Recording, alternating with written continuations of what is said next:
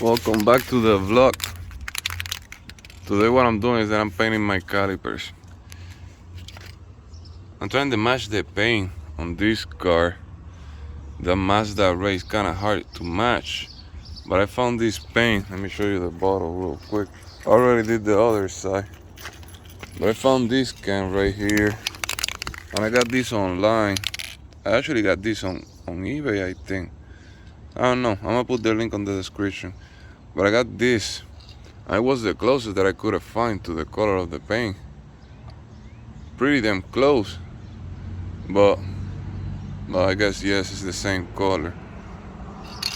But I don't know. It just seemed like a little darker. Cause I gotta give couple hands, and then if you give like one is just like too light, and then when I go to the third one, then it seemed like a little bit too dark. But anyway, I like it. It's way better to just go straight up red, because I think it won't look right with the color of this car. So that's what I'm doing today. I already put some vinyl on this thing. Vinyls. Tint the headlights. Tint the front emblem. Put the front lip. Mirror covers. What else? I put vinyl here on the top part. It's black. What else?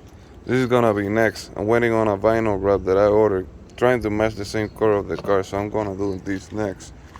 Not today. This is the other side. Already done. I mean, the paint is pretty close, you know? I'm not gonna complain. It's pretty close. It just seems like a little darker when you look at it up close, but when the sun hit it, kind of look lighter. So I don't know. Let me know what you think on the comments. But I think it looked pretty damn good. I can't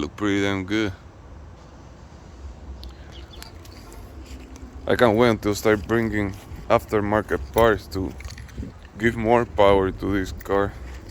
But it just came out, so the aftermarket it haven't keep up yet.